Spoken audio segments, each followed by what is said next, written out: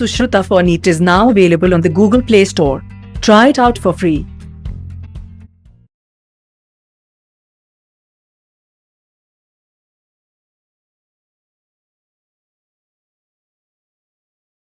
In continuation of what we are studying about the drugs and abuse, in today's class, let us see addiction and dependence.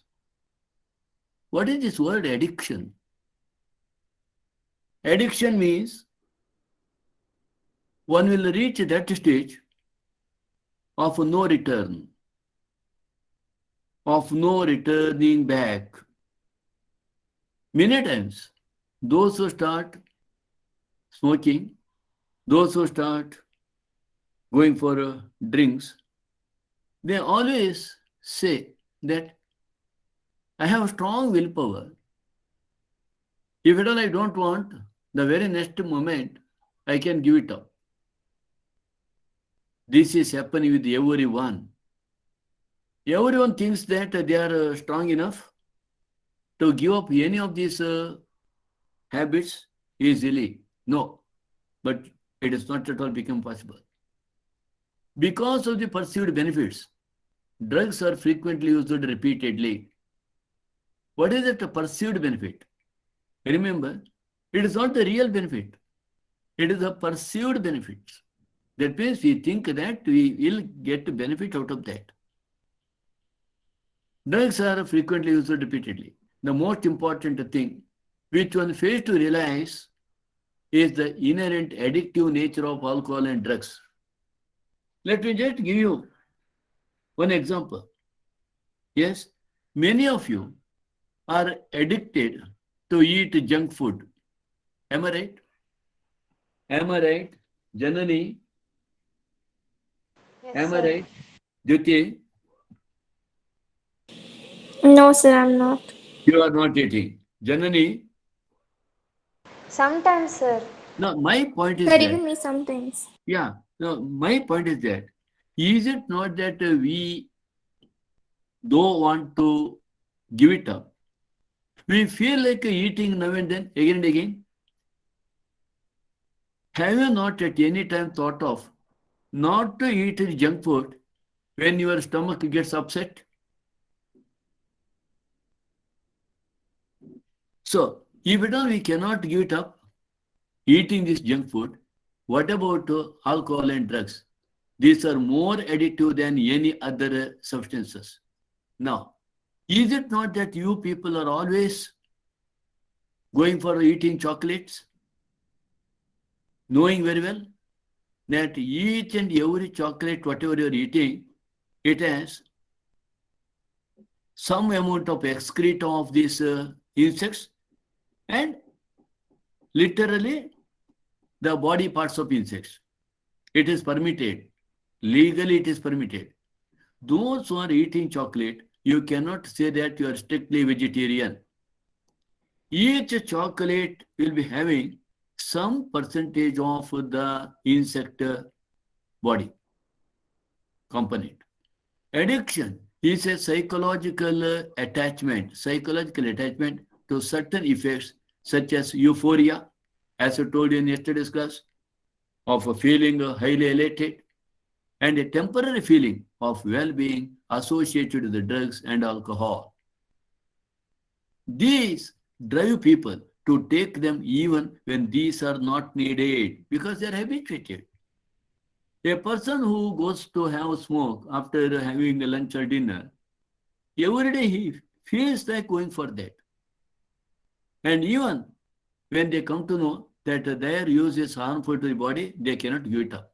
Even when their use becomes self-destructive.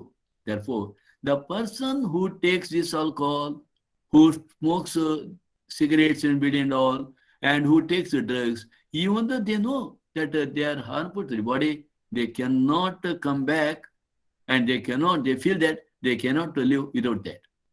With the repeated use of drugs, the tolerance level of a receptor present in your body increases. The tolerance level of the receptor present in your body increases. Whenever one starts going for this alcohol, He will not start drinking alcohol to the extent of the habitual alcohol drinker. Not to that extent. He goes for a small dose. I don't know what is that dose, how much and all. How much is the dose, Pratiraj? A beginner starts with what dose? Don't know, sir. No, I am not telling that you know by experience. You have not heard how much they may go for? No, Is sir. it 20 or 40 or 60 or what? No, sir. Never heard. Sir. No, you never heard? Yes, Okay, sir. good. Good. I think Sarottam may be knowing.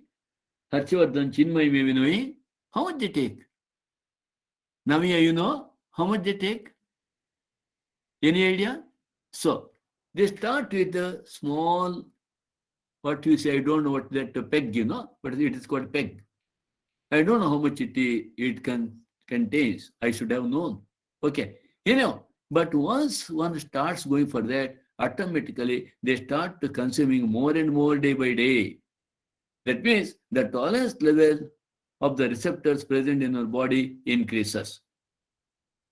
Consequently, the receptors respond only to higher doses of drugs or alcohol, leading to greater intake and addiction. Right? They go on taking more and more, higher and higher doses, okay, and they get addicted more and more. However, it should be clearly borne in mind that use of these drugs, even once, can be a forerunner to addiction. Even once, for God's sake, no one should taste it. Thus, the addictive potential of drugs and alcohol pull the user to a vicious circle leading to their regular use, what we say abuse, from which he or she may not be able to get out, come out. So they get into the circle from where they can't come out at all. In the absence of any guidance or counseling, the person gets addicted and becomes dependent on their use. This is what is happening. And why I am stressing this in this particular class is this is the age that takes you into these bad habits. Dependence is the tendency of the body to manifest a characteristic and unpleasant withdrawal syndrome if regular dose of drugs or alcohol is abruptly discontinued. Now, if at all you see a person is habituated to take alcohol every day, if you stop him taking that particular dose one day, immediately he develops some symptom, some syndrome, what is called withdrawal syndrome. If anyone who is a drunkard, who is a drug addict, if at all one wants to stop him from going for this, it should be done not all of a sudden. Gradually, you should be brought to the lower and lower dose, and then it should be totally stopped. So, if any person who is habituated to take drinks and these alcoholic drinks and this drug, if at all he is stopped from going for that, suddenly, abruptly, if at all it gets discontinued, he suffers from withdrawal syndrome. This is characterized by anxiety, shakiness, nausea, and sweating. Always ask a question, what are the withdrawal syndrome symptoms of the person who is stopped from taking drugs and alcohol? This withdrawal syndrome is characterized by anxiety, shakiness, nausea, vomiting sensation, and sweating, which may be relieved when use is resumed again. In some cases, withdrawal symptoms can be severe and even life-threatening, and the person may need medical supervision. Dependence leads the patient to ignore all social norms. He is so much dependent. Now let us see that a boy he got addicted to have drugs, and to get the drugs he require money. Let us we are making an effort that he is not at all getting in any way any money from any source. Automatically, what happens? He will start. He will develop that particular condition. He will be prepared to do anything for the sake of drug. Dependence leads the patient to ignore all social norms in order to get sufficient funds to satiate, that means to fulfill his or her needs. This results in many social adjustment problems. He may just go to steal money from the purse of a father or from the vanity bag of mother, or in extreme cases, he may start selling gold or other ornaments, whatever he gets easily, and he may go to any extent to do get the funds. Effects of drug and alcohol abuse. The immediate adverse effects of drugs and alcohol abuse are manifested in the form of reckless behavior, vandalism, that ruthless destruction or spoiling of anything beautiful in public, and violence. You might have read in newspapers and all. A group of youngsters one day, they just smashed the cars parked on the roadside, the so many high-end cars and all, and simply they have destructed that for the reason not known to them also. This is what is known as vandalism, ruthless destruction or spoiling of anything that appears to be beautiful to their eyes. Excessive doses of drugs may lead to coma and death due to respiratory failure, heart failure, or cerebral hemorrhage. So even these worst conditions may be encountered. A combination of drugs or their intake along with alcohol generally results in overdosing and even deaths. So therefore, these are all very dangerous. The most common warning signs of drug and alcohol abuse among youth include: what are the warning signs? Drop in academic performance. This is very, very important. A student who is always topping in the class exams and other events, if at all of a sudden he starts showing little bit totally different type of performance, one should always start thinking in this line. Something has gone wrong, something is going wrong with him.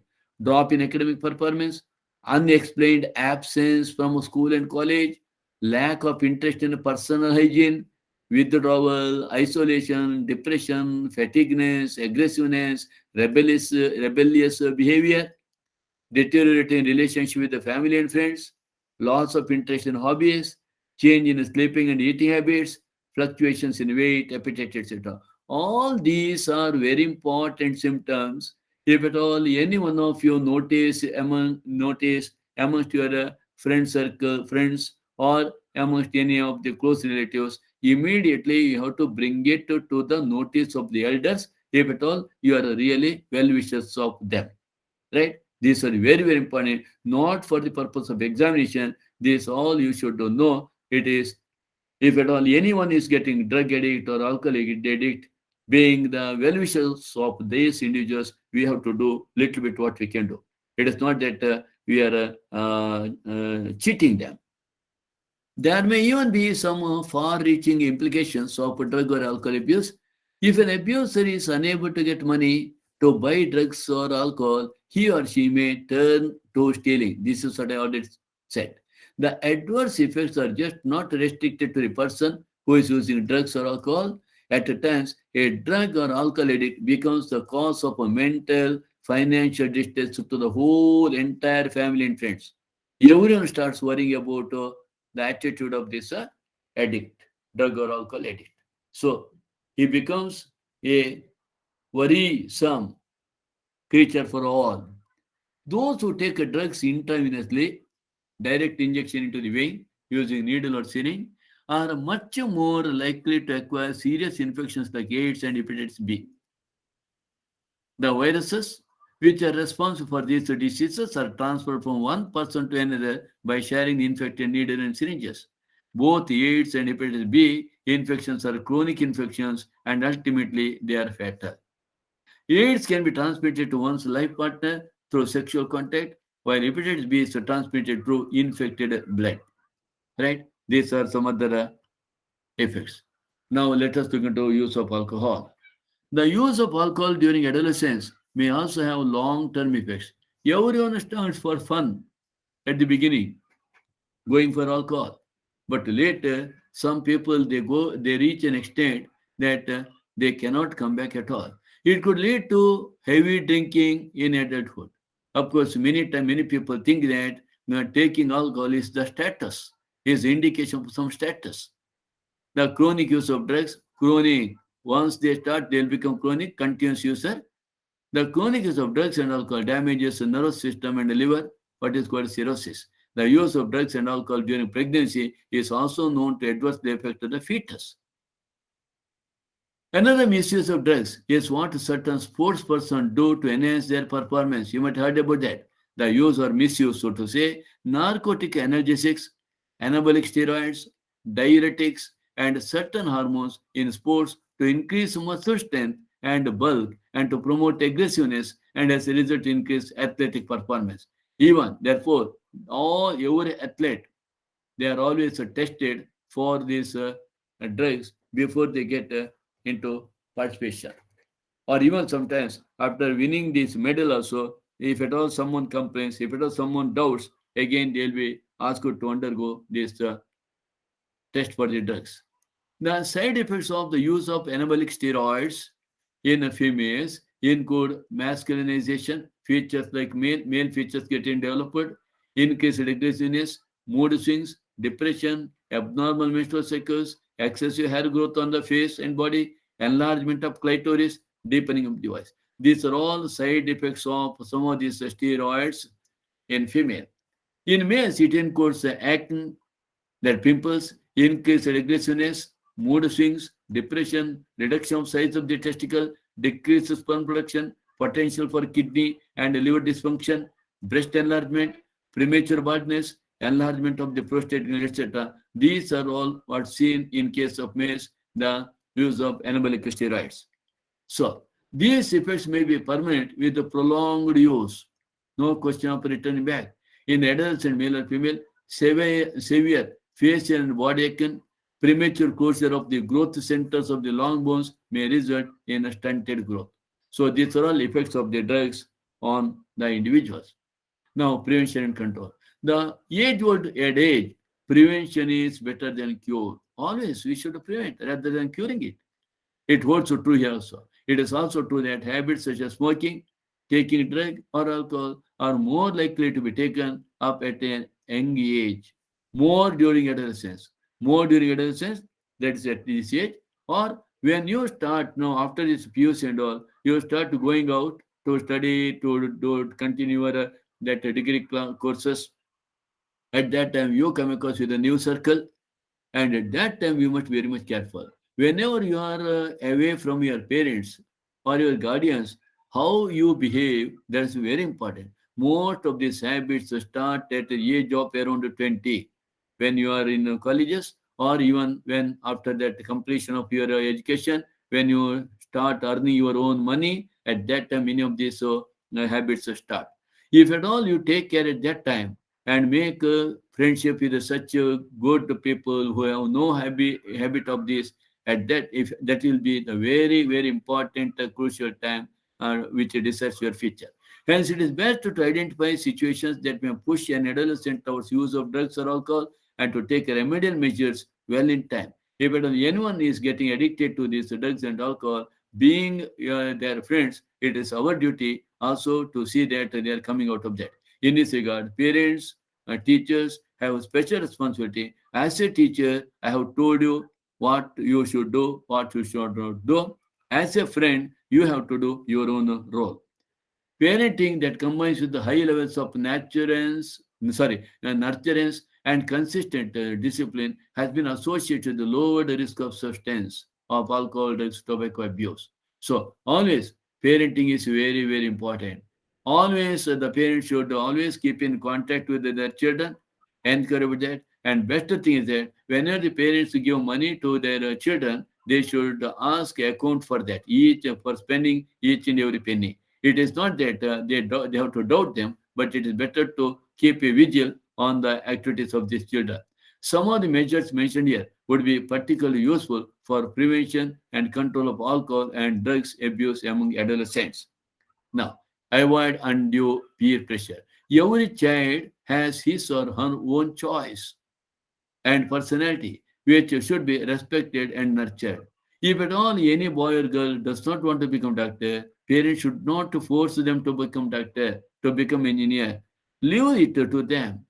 At the beginning, you have to tell, see, this is the thing that you have to do. If at all you do, you are going here. If at all you do this, you reach here. That type of education should be given, and later the choices should be left to them. If at all children ask them, Dad, Mom, I am not in a position to decide, please help, then we shall help them. Okay, but we should not force them. A child should not be pushed unduly to perform beyond his or her threshold limits, be it studies, or sports, or other activities. Many of the time, parents force these children. You must participate in sports. You must participate in dances or in music, and you must study well in classes also. We should not. We should give them the scope for the selection. Education counseling. Educating and counseling him or her to face problems and stresses and to accept disappointments and failure as a part of life. We must, of course, it is not that we have to tell you, we have to tell to your parents. We must tell the boys and girls to accept both the disappointments and failures as a part of life, as to take the success as the part of life. It would also be worthwhile to channelize the child's energy into healthy pursuits like sports, reading, music, yoga, and other extracurricular activities along with the studies.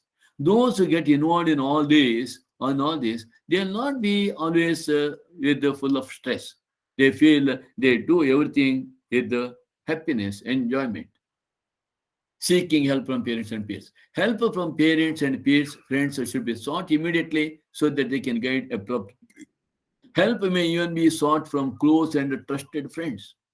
Besides getting proper advice to sort out their problems, this would help young to vent their feelings of anxiety and guilt to get a relief. Looking for danger signs. Alert parents and teachers need to look for and identify danger signs discussed above. Of course, as a teacher, I have noticed immediately any change that is found in my children, that means my students. Even friends, if they find someone using drugs or alcohol, should not hesitate to bring this to the notice of parents or teachers in the best interest of the person concerned. Not that you are cheating your friend. In the interest of the friend only, you are going telling this to the parents and the teachers. Appropriate measures should then be required to diagnose the malady and the underlying causes. We may try to find out what is the reason why that this boy is going for drugs, why this boy is going for drinks. If we don't know the cause for that, now we can make we can find some solutions for that. This would help in initiating proper remedial steps or treatment, right? So, seeking professional and medical help. A lot of help is available in the form of highly qualified psychologists, psychiatrists, and de-addiction and rehabilitation programs to help individuals who unfortunately got in quagmire, that is hazardous situation of drug and alcohol abuse. Even there are many of these camps, de-addiction camps for the people who are suffering from drug and alcohol abuse. With such help, the affected individual with the sufficient efforts and willpower can get rid of the problem completely and lead a perfectly normal and healthy life. It is possible, right? So, now I would like to bring to you bring a condition, a case history. Just you may be knowing that. Others, let me just bring to your notice. Just look here, and this is one eye opener for you, if at all you don't know that. So, just this is a case history. Sneha, aged 18, is a resident of Padvenangadi. It is at Mangalore, near. Here, allegedly committed suicide by hanging in her room on Saturday, February 2nd. I'll tell you the year. The incident came to light on Sunday, February 3rd morning when her parents knocked on the door and it did not get any response. The main reason for her suicide is said to be her addiction to drugs, alcohol, gutka, and tobacco. Her body has been brought to Venlock mortuary at Mangalore, where the postmortem will be conducted and the body will be handed over to the family for the last rites. This is the paper cutting news which I got from the newspaper which I am putting here. Now let us see what is this. This is the girl. You can see that this particular girl committed suicide. Right? So, speaking to media persons, her mother Sunita Upadhyaya said that Sneha was pursuing her education in first PU at the Sharada Vidyalaya last year. As they were doubtful and concerned over her behavior and lifestyle, they began doing a regular follow-up on her whereabouts and her day-to-day movements. Remember, up to this, up to 10th SSLC, she was a topper. We have found that she was highly addicted to drugs, alcohol, gutka, and tobacco. She has been addicted for nearly 1.5 years. After we came to know of her addiction, we admitted her to Spandana Hospital, Bangalore, after consultation with Father Muller Hospital at Mangalore. She was admitted to Spandana in February 2012. This is about 10 years back history, where she was under treatment for 2 months. She recovered nearly 60% from her addiction and was under medication. On Saturday night, the girl demanded rupees 1,500 from her mother, promising to return it at the end of the month. However, her mother refused to pay. Angered by this, she reportedly locked herself in her room. The light in her room was switched on throughout the night. In the morning, when her parents did not get any response on knocking her door, they forced it open and found her hanging by the ceiling fan. We had tried to lodge complaints to the police many times, but in vain. When they came to know that she was a drug addict, they complained. But the members of Bajrang Dal helped every time to find her whereabouts. A few months ago, when she escaped from home, she was traced with the help of a Bajrang Dal at Manipal endpoint. Sunita said. The parents said that a day after she was found in Manipal, they prohibited her from going out of the house. Sneha in turn called the police and the child welfare officer committee and complained that her parents had kept her under house arrest. Remember, look here, to what extent she has gone. She complained on her parents. The police and child welfare officials then advised her parents to give her proper treatment. There are few among her friends circle who are also addicted to drugs. And also she always used to regularly visit the pubs with money taken from house, Sunita added. Her father Guru Raja said she was a topper in her class up to 9th standard, even in 10th. Later she began to lag behind in her studies. It was then that we had a doubt on her activities. She also used to miss classes in the afternoon, attended DJ parties in hotels. We have already lost our daughter, but let others awake and prevent such incidents in future. Let the district administration and the police department take genuine steps to prevent drug abuse among youngsters, her parents said with the tears in their eyes. Right? So, you must know that what is happening here. What might happen? You know? What might happen? What might happen? Don't you get any doubt in your mind? Don't you get any question in your mind? Come on. Any one of you get any question by looking this incident? Hello? Hello, come on. Hello. You don't get any doubts in your mind? Bless you, how come? You don't get any fundamental question is not appearing in your mind? Rafa, have you come? Are you there? Rafa? Kanisa? Aisha? Charan? Are you there, Charan? Siddesh? Yes, sir. Kavita? Vishwas? Harshavardhan? Nadira? Yes, sir. Who is this? Yes, sir. Harshavardhan, sir. Harshavardhan. Nadira? Yes, sir. Okay, Vishwas? Are you there? Okay. Now, first question that I would like to Sir, ask Sarvottam, sir. Madam Sarvattam, you are there. The question over here, don't you get the question in your mind, doubt in your mind, how she got the drug first time? Am I right? Yes, sir. She was very young. Yeah, at that time, how she might have got? You know, if at all you listen the background, you may really get surprised. She got a chocolate from her friend. This chocolate was given by some unknown person in near their college campus, school campus. Somehow they got the chocolate. Once she just ate the chocolate, the very next moment she became drug addict. And repeatedly. That's what it is given in that information in the news. There are many more. Only this girl committed suicide, and there are many more of her friends who got addicted at that time. And there was a big mafia in and around at Mangalore. And these are all monitored by politicians. Nothing happened later. That's all. This girl lost her life. That's all. No arrest was made on anyone. Remember, this is what is happening. Therefore, we have to be very, very careful with regard to this drug mafia. It is a big business. You might have seen in the last 2-3 years in the channels when Corona lockdown was there. There are two heroines. Have you heard about that?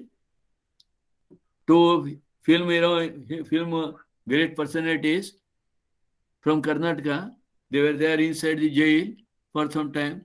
And recently you might have seen one national news. The son of a great actor was caught. So be careful. Okay? Right. Now, I shall take up the next chapter for our study, that is evolution. Right? Can you see this screen? Yes? Are you hearing me? Yes, sir. Yeah. Now, I would like to take up evolution. Even though this topic, I don't know whether it is there or not, deleted or not, it is not confirmed so far. Anyway, we shall continue that. And it is quite interesting also. And I request you to go through your NCERT book also, whenever I am dealing with this particular chapter. Evolution biology is the study of history of life forms on Earth. We mammals have evolved from, we human beings have evolved from that of the monkeys.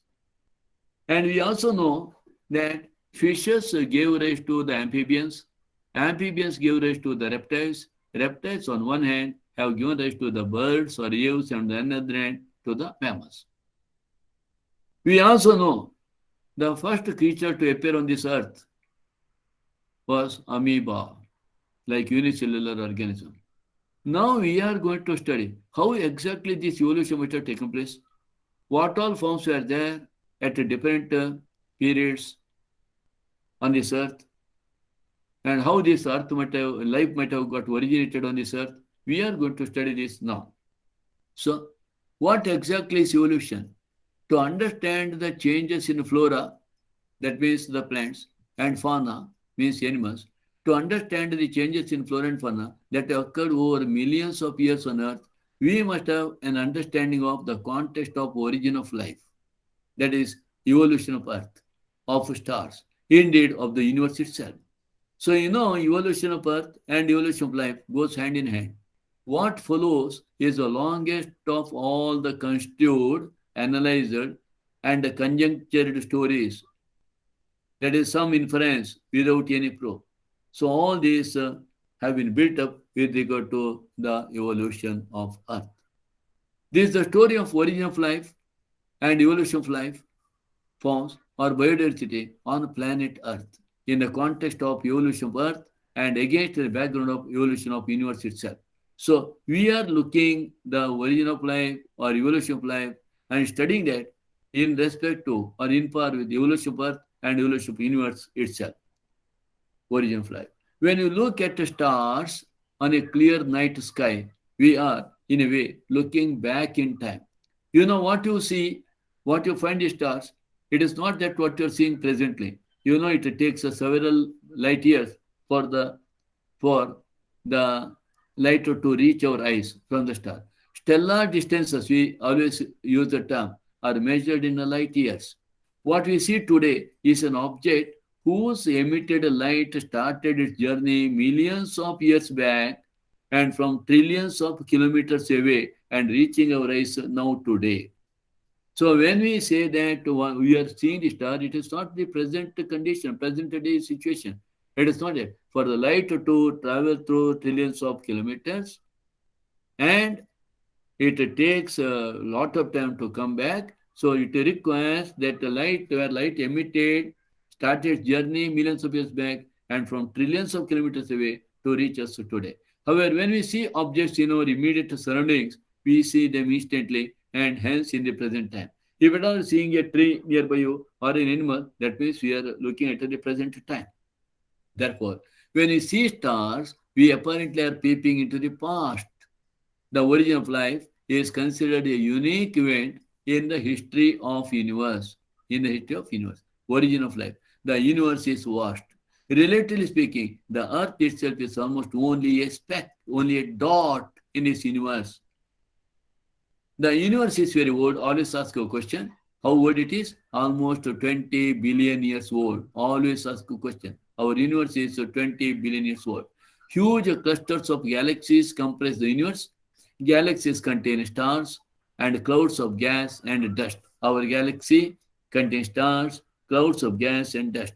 Considering the size of the universe, Earth is indeed a speck, as I just mentioned. The Big Bang Theory, always you must know about that. What is Big Bang Theory? The Big Bang Theory attempts to explain to us the origin of universe.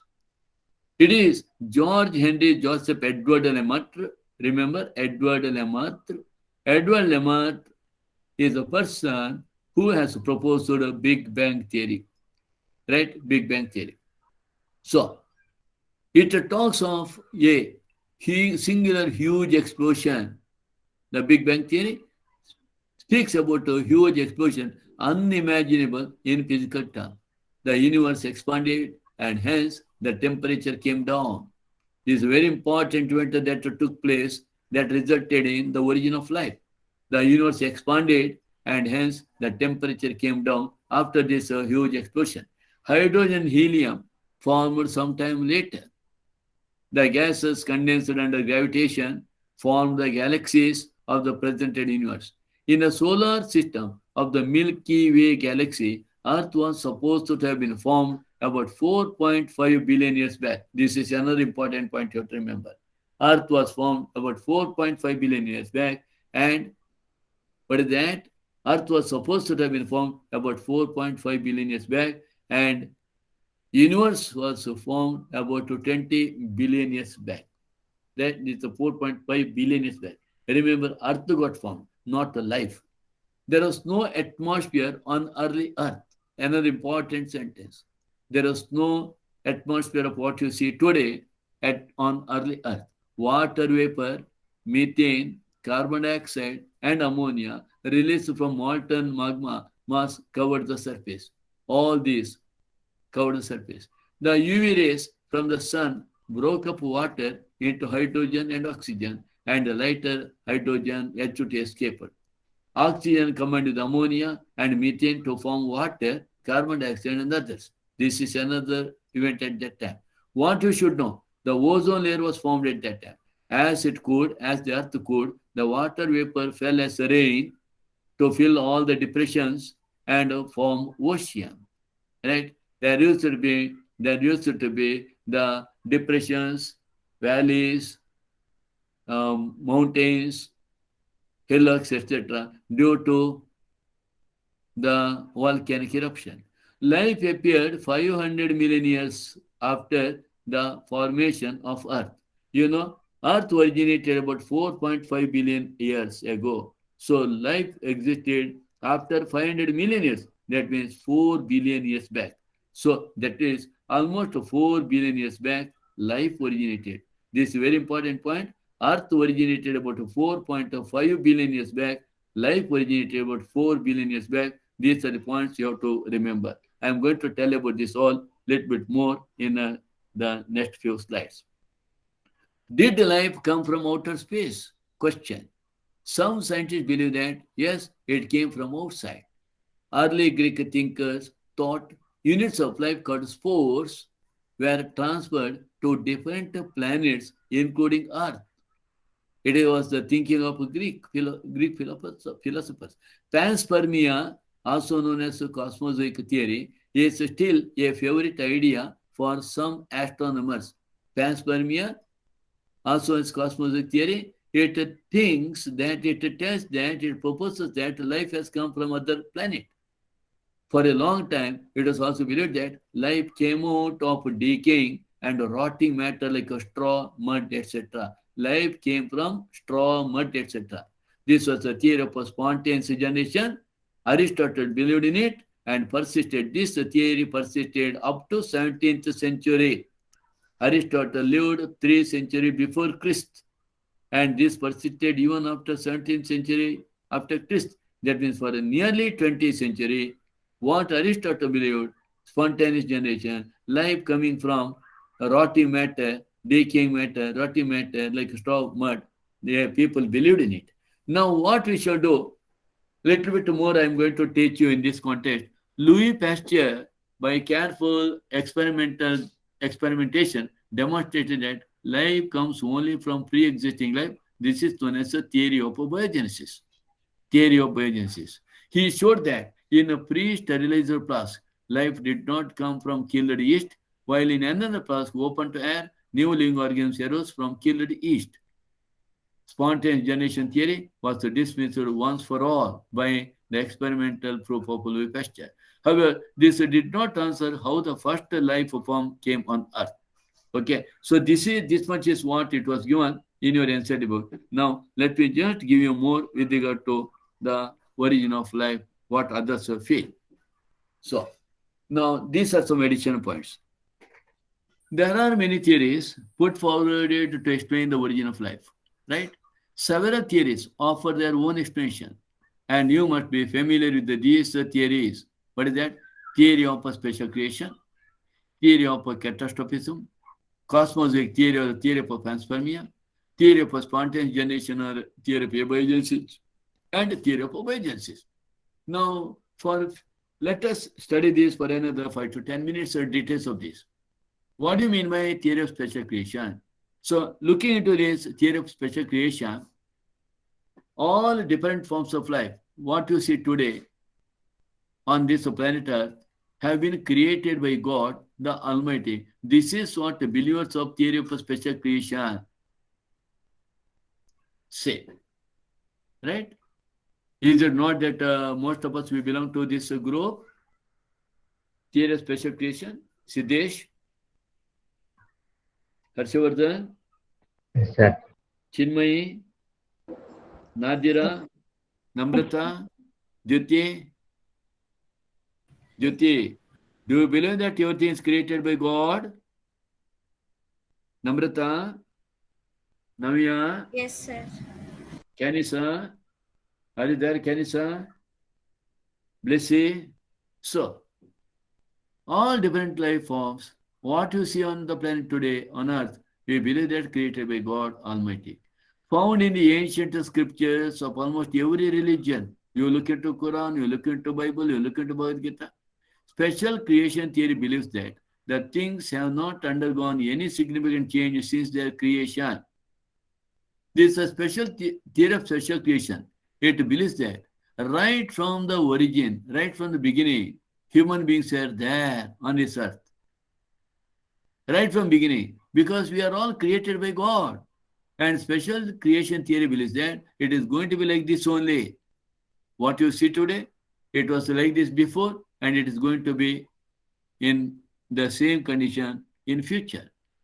The theory of special creation is purely a religious concept, acceptable only on the basis of a faith. It has no scientific basis.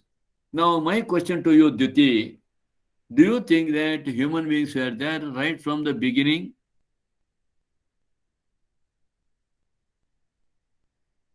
Dhyuti, are you understanding my point? Yes, sir. You think that human beings are there like this and earth was like this right from the beginning? No, sir. Then, do you believe this is special creation theory fully? Not completely, sir. Not complete. But you are not ready to give up your God. Am I right? You want to believe in the Yes. God. Yes. And everything goes according to his wishes.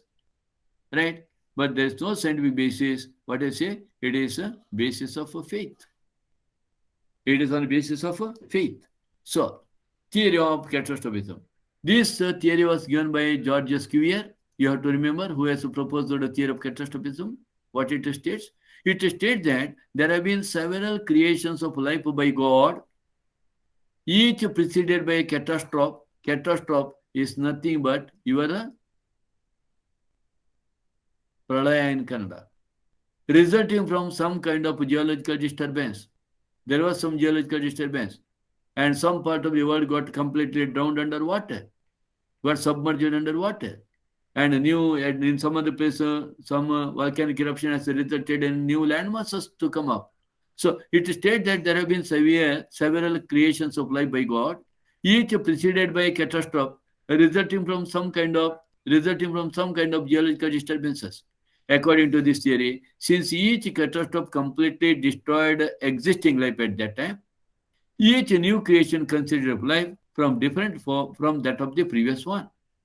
So this believes that whatever we see today on this earth, it is the new life form came into picture after completely destroying the previous existing life.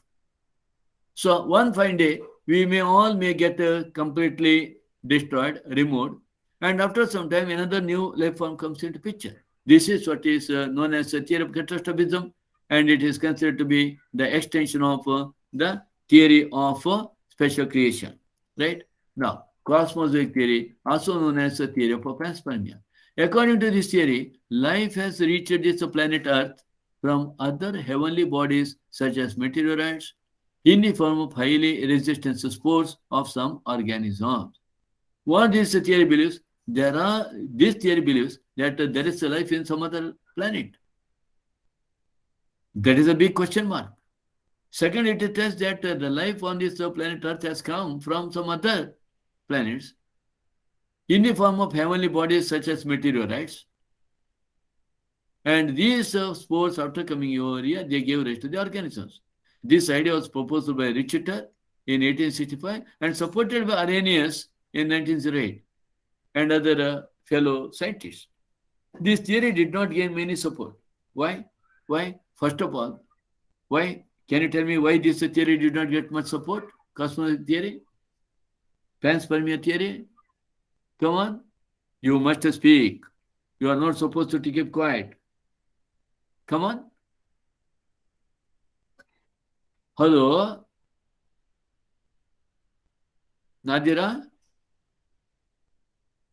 Can you tell me why that you cannot support this? Because in earlier times, no one had discovered the space.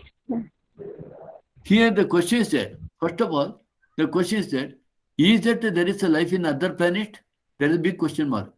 Second, is it that the spores can come through such a high temperature, what you see in the universe? Can they resist that high temperature and survive? These are the questions. So this theory did not gain any support. Theory of spontaneous generation or abiogenesis. This theory assumed that living organisms could arise suddenly and spontaneously from any kind of non-living matter.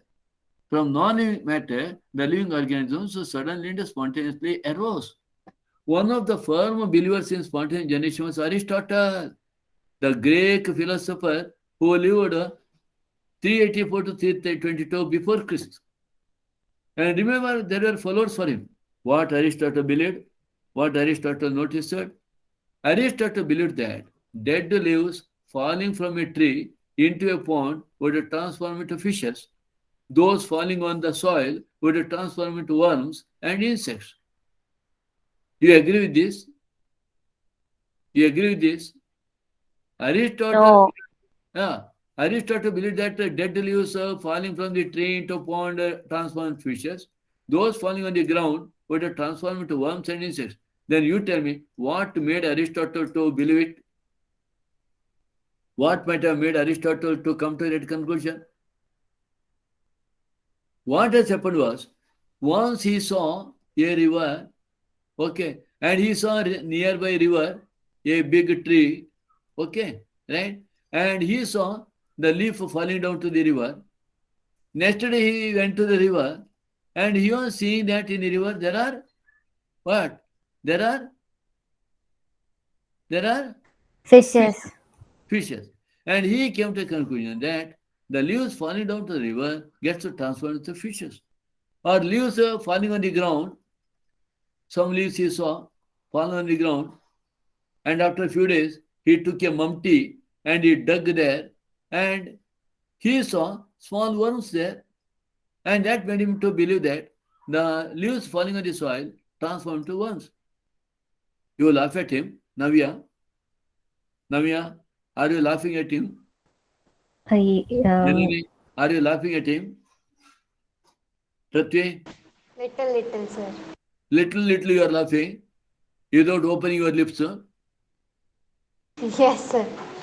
No. Remember, you are going back about to 20 centuries. We don't, at that time, people never knew what is the cell. People never knew what is the life. People never knew what is the difference between living and non-living.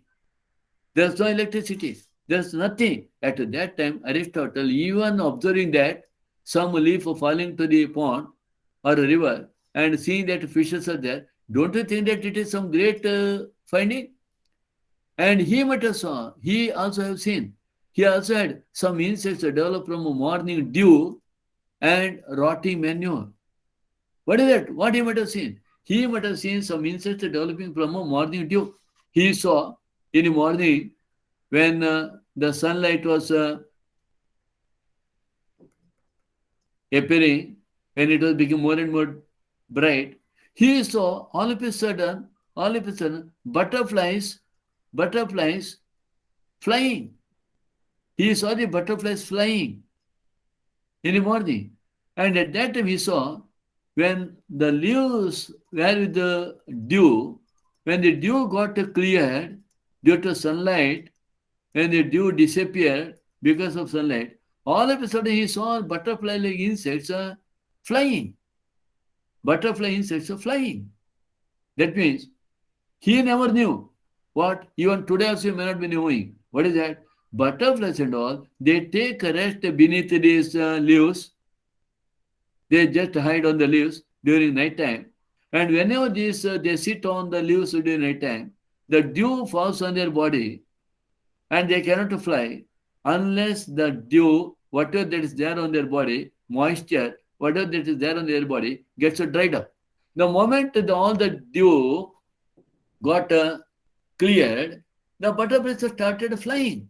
So he related that morning dew gave rise to insects. What logic is there? Okay, his inference may be wrong. Whatever he has inferred may be wrong, but his observation was 100%. 100%. Navya, correct. Are you following me, Siddesh? Are you following me, Yes, sir. Jayasri? Yes, sir. So, Egyptians believed that mud of the Nile River could spontaneously give rise to many forms of life. The idea of spontaneous generation was popular almost till the 17th century, nearly 20 centuries. Look here, muddy soil gave rise to frogs. They might have seen in a pond muddy soil, okay, muddy soil. And another day they saw the frog outside, and that made them to believe that muddy soil gave rise to frogs. Mice came from a moldy grain. If you don't stock any of these grains in any pot, vessel, and cover it, whenever this fungus and all they grow, you may open one day, whatever you have stored, you might remove that clothing covering like that, and you see that at that time some rats moving out, and this made the people to believe that mice came from a moldy. Moldy means the one which was attacked by fungus. Grain. Okay, right. Sewage and garbage turned into rat. Even now you go to any part at night time, if at all you see that there are a lot of sewage or garbages, you put a torch there, you see a lot of rats there. So they believe that sewage and garbage turned into rats. Okay. Many scientists of the day, Descartes, Galileo, believed in it. Helmut supported this idea. What is that? What is that? Non-living things giving rise to the living beings. In fact, one Helmut went to the extent stating that he had prepared a soup from which he could spontaneously generate a rat. The soup consisted of a dirty cloth soaked in water with a handful of wheat grain. I am sure, even if at all you keep your shirts, your inner garments and all dresses in one corner and leave it for months together, with your sweat and all there. You just go and search for that. If at all you are in that village side, you see that rats coming out your nose also. Helmut stated that if human sweat is added as an active principle to this, in just 70 days, it could generate a rat. You can try that. Okay? So, the theory of spontaneous generation was disproved. Now, can you believe that? Because all these scientists have believed. Can you believe that? Can you believe that? No. This theory of a spontaneous generation, what do you mean by spontaneous generation? Spontaneous generation says life coming from non-living things. What do you call it? Abiogenesis. It is also known as abiogenesis, the theory of abiogenesis, life from non-living things. Abiogenesis. Who was a supporter? Aristotle, Helmut, Galileo, all these were supporters. The theory of spontaneous generation was disproved in the course of time due to experiments conducted by Francis Crick, important, Spallanzani, and later by Louis Pasteur. These three conditional experiments, they made the people to disregard this abiogenesis theory, and they made all these people to believe what is known as a biogenesis theory. This theory was disproved as scientists give definite proof that life comes from pre-existing life, what is called biogenesis. Right? Look here. This is Francis Crick. What he showed, Francis Crick conducted an experiment by taking three types of a beaker or a flask. In one of the flasks, he kept the maggot, bread piece or meat. He kept the meat here, and this flask or beaker was open. Flies could come freely inside, and after a few days, he saw some maggots, worms appearing on that meat. Maggots or worms, the larvae. The maggots appeared on this flask when the flask was kept open. At the same time, he took another flask. He had put the meat there, and he sealed it with a cork there tightly. Okay, no fly can enter from outside, and there was no maggots at all. No maggots appeared here when the flask was sealed. On the other hand, another flask he has covered it with wire gauze, and he could see that some maggots appearing on the surface, outer surface of this wire gauze, and not on the meat, because flies could not enter here. By this experiment, Reddy was the first to conduct this experiment. By this experiment, Reddy made the people to disprove or to reject theory of, what is that theory? What is the theory? Abiogenesis. Spontaneous generation. Abiogenesis theory. Now another scientist comes into picture. He is Spallanzani. Spallanzani's experiment, Lazzarello Spallanzani, noted a flaw in the needle segment. Leave it. What is Spallanzani did? The Spallanzani conducted another experiment where he took the flask. In this, there is a broth, meat, and the rasam there. He heated them, and after heating them, he just left the flask open. And after a few days, when he visited that flask, he could see growth of microbes inside the broth. So he got doubted. How that it got developed here? Now he did modified his experiment. Broth got heated. After heating, he tightly sealed that neck of that flask. Waited for several days. No growth of microbes was observed. When the flask was left open, after a few days, the microbes appeared here. So Spallanzani substantiated the experiment conducted by Reddy earlier, and he made very clear life comes from pre-existing life and not from the non-living thing. If at all the life appears in non-living thing, the life should have been appeared here. The maggots should have appeared here, or microbes should have appeared here. No. Only when the flies from outside could come here and lay eggs and fly out, you come across new life forms to start appearing in these conditions. So Spallanzani also made the people to reject this abiogenesis theory and made the people to believe in biogenesis. Now comes into picture Louis Pasteur. You know, Pasteur is always known for pasteurization, a French scientist who made a great contribution to our understanding of microbiology and for whom the process of pasteurization is named. Repeated experiments similar to those of Spallanzani, he conducted repeated experiments and brought to light a strong evidence that microbes arise from other microbes and not spontaneously. Microbes arise from other microbes, bacteria arise from other bacteria, not spontaneously. What he did, Pasteur is famous for what is known as the swan-necked flask experiment. So here, Pasteur created unique glass flask with unusual long, thin necks that pointed downward, and these flasks are called swan-necked flask. Now let us see what he has done. So this is what Louis Pasteur with his swan-necked flask. The tube of this and the neck of the flask was drawn to a tube-like structure. So what he did, he has conducted an experiment where he has just kept some meat inside or broth, boiled it, and after boiling whatever what was there, it got evaporated, and it was made to get settled in some part of this long tube-like part. Once this water got settled here, after cooling, it gets settled. Now, no microbes can enter. Even if at all they enter, they get trapped here. They cannot come here, and no new microbes appear, even if it all is kept open for several days. When this broth contained in this flask got slightly treated, when it made to come in contact with this came in contact with this because this is a trap where some of the microbes got trapped. These microbes could enter here and they appeared here. Or when he has cut this neck of the flask, kept it open, microbial growth was found after a few days. So by this experiment, Louis Pasteur has put an end to abiogenesis theory, and he has proposed staunchly biogenesis theory. So according to biogenesis theory, life comes from pre-existing life. Theory of biogenesis. The concept of biogenesis is that life comes only from pre-existing life. However, this theory does not explain the origin of a first life on Earth. No. All these theories, they never explain the origin of a first life on Earth. It only explains the continuity of life. Okay? Now we shall see theory of chemical evolution. What is this?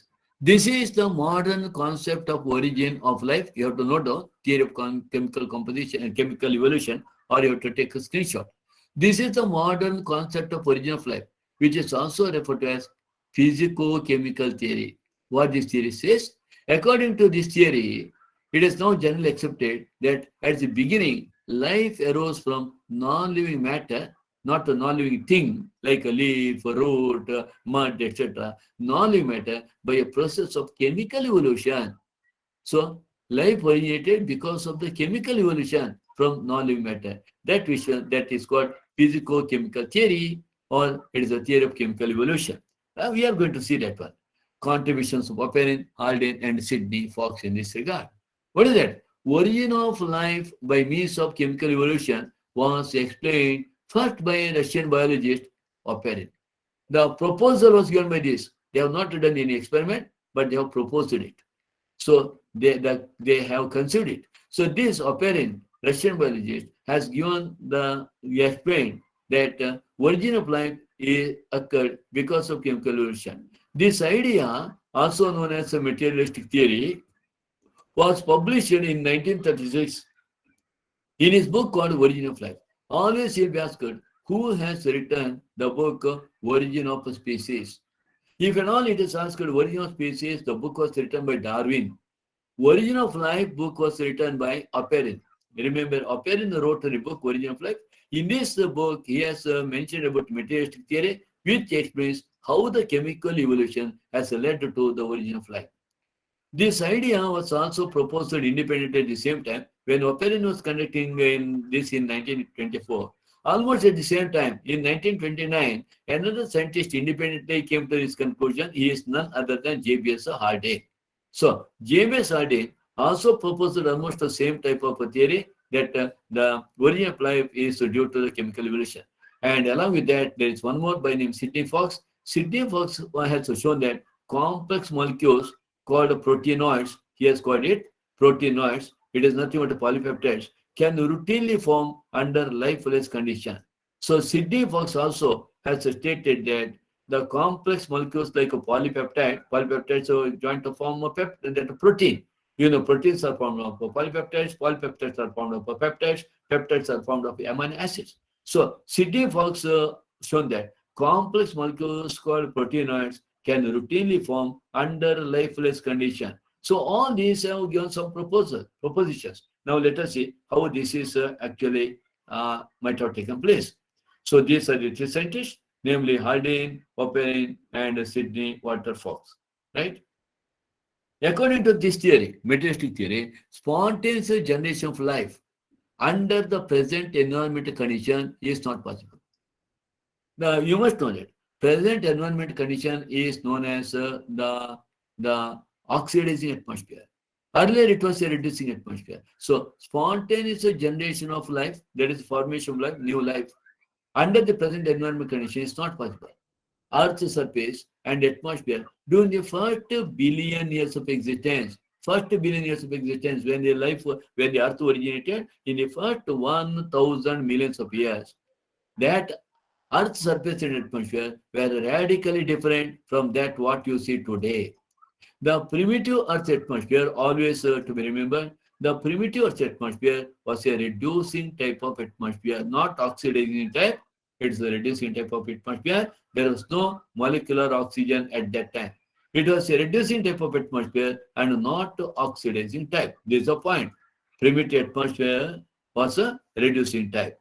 So, the first life arose from a collection of chemical substances through a progressive series of chemical reactions. There occurred a progressive series of chemical reactions, and that made some chemical substances to come together. Solar radiation, heat radiated by Earth, and lightning must have been the chief energy source for this chemical reaction. Remember, any chemical reaction requires some energy. So, solar radiation, heat radiated by Earth, and lightning, these must have been the chief energy source for this chemical reaction. Let us see what chemical reaction has taken place. Steps in the origin of life. The Earth, when it was formed about 4.8 billion years ago, was a hot revolving ball of gas. It was a hot revolving ball of gas consisting of atoms of various elements. What we call this hot revolving ball of gas? Nebula. So it was around 4.8 billion years ago. Earth, when it was formed about 4.8 billion years ago, was a hot revolving ball of gas consisting of atoms of various elements.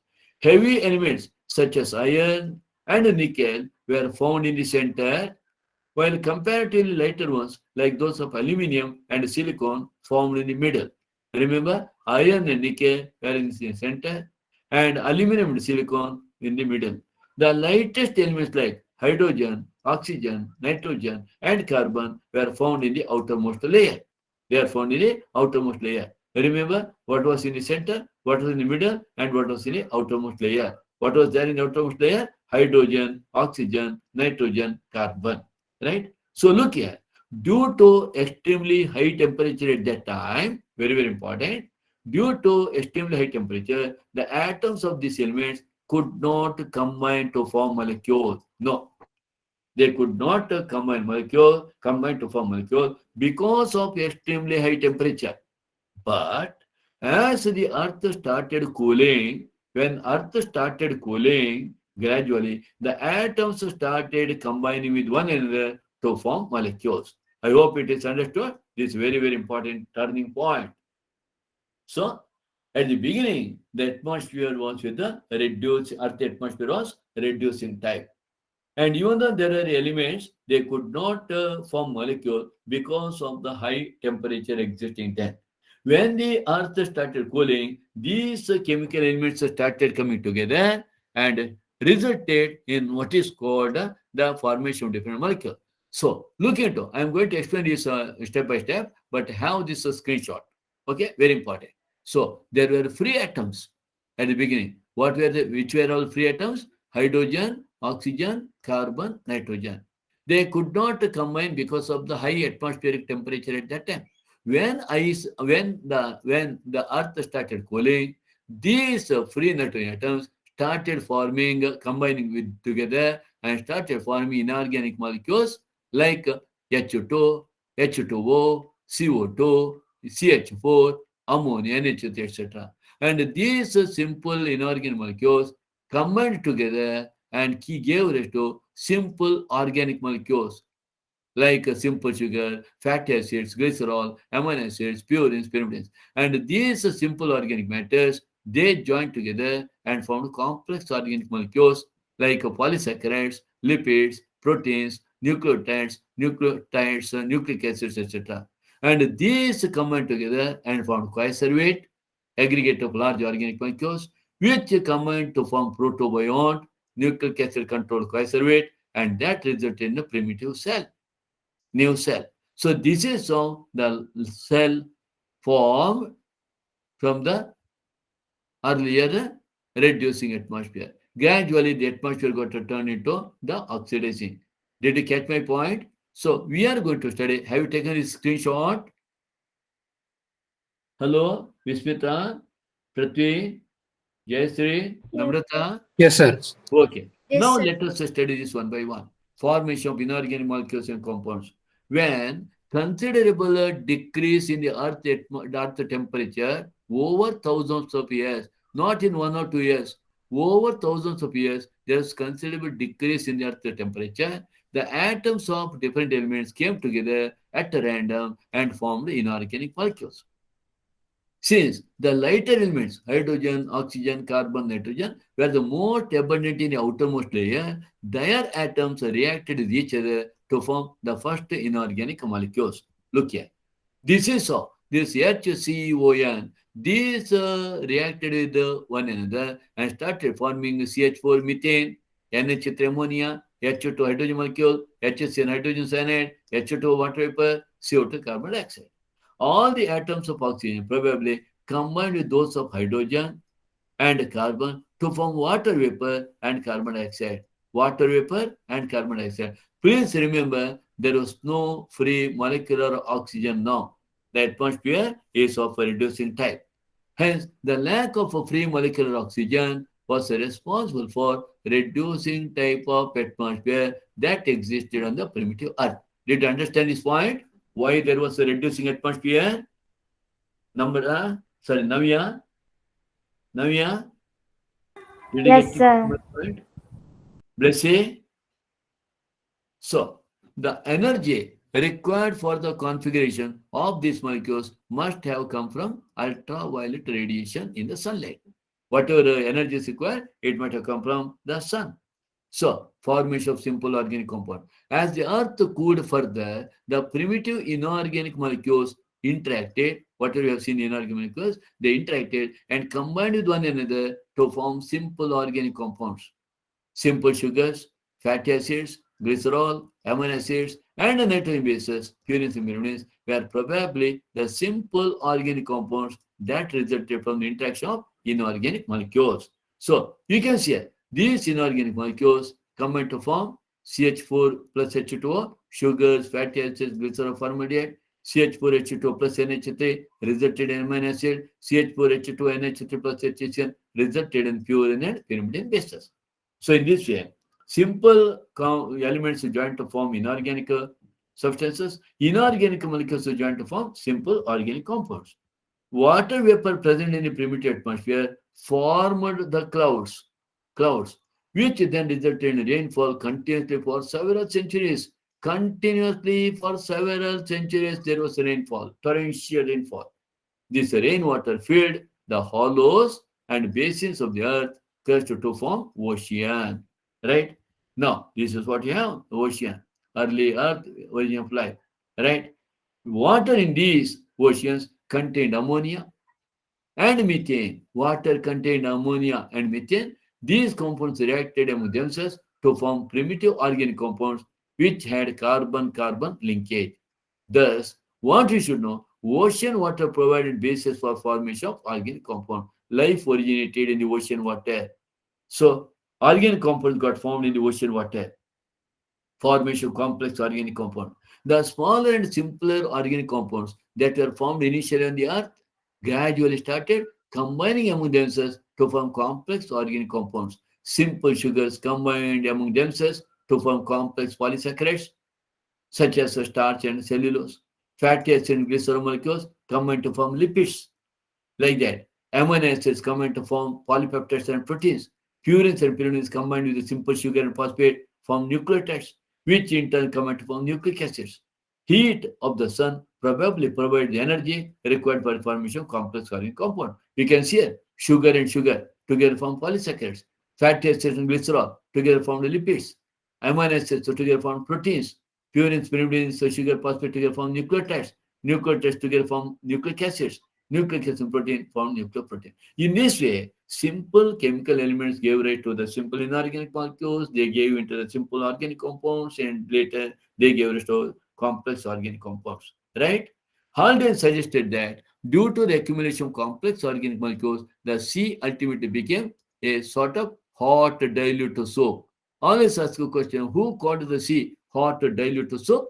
Haldane, wherein the molecules collided, reacted, and aggregated to form more complex molecules. All these that organic molecules, they collided, reacted, aggregated to form more complex molecules, which we call coacervates. Now, I am stopping it here. Formation of molecular aggregates from here, we shall start in our next class. Okay? Any doubt?